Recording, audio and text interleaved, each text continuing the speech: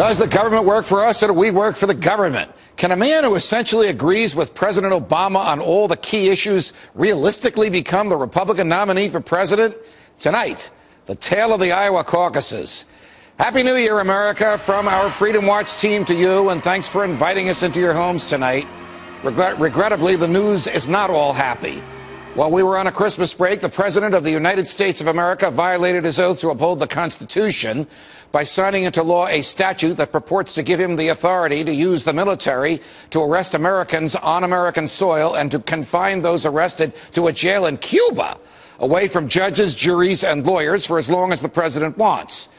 This directly violates the Constitution's guarantee of due process, which requires a jury trial before the government can take anyone's life, liberty, or property. Do you know anybody who voted for this hateful statute? I bet you do. It passed both houses of Congress overwhelmingly.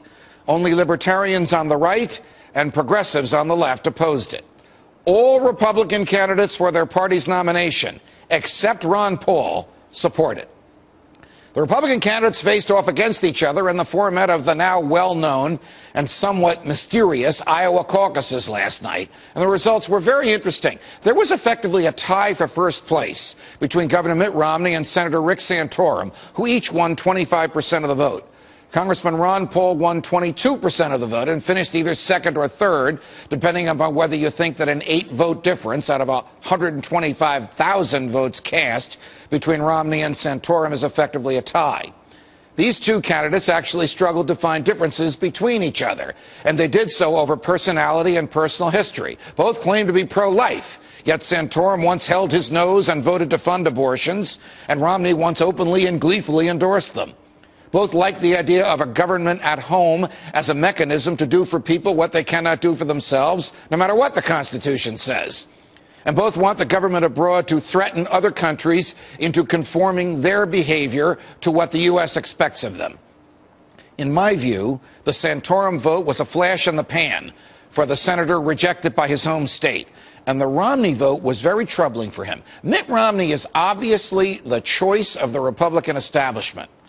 Those are the folks who brought us TARP and stimulus, wars fought on credit cards, federal agents writing their own search warrants, and the federal government taking over education. Mitt Romney believes in all these things, but here's the crusher. So does President Obama. There's not a dime's worth of difference between them. Name the topic on which the president has a real say, and they agree. Can the government mandate health care? Yes, from both. Should income taxes stay where they are on those who pay the most? Yes, from both. Can the president start a war on his own without a declaration of war from the Congress? Yes, from both. Can the president kill any American he wants? Incredibly, yes, from both. Oh, there is some difference in tone. One of them likes labor unions, and the other one likes big business. But both love big government, a concept that was rejected by the 22% of Iowa Republicans who voted for Congressman Paul. That's the ideological argument against Mitt Romney. Everyone from John Bolton to Rush Limbaugh has said that Romney is simply no small government conservative. So have 75% of Iowa Republicans. Think about it. Governor Romney has been campaigning in Iowa since 2008. He spent more money there than any other candidate. And he either tied or won by a nose to a former senator who had no organization and no cash.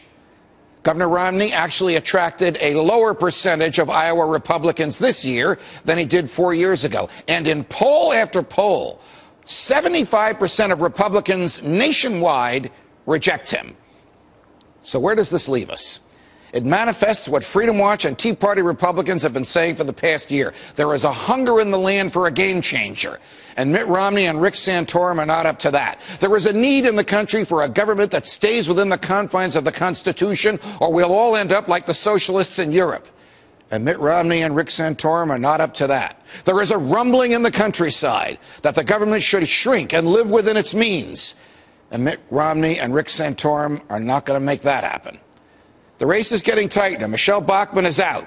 Jon Huntsman and Rick Perry will probably be out after New Hampshire. Only one man remains faithful to the principles of free market and small government, to the Constitution and to personal freedom, to defending the nation without being the world's police force. Only one. You know who he is.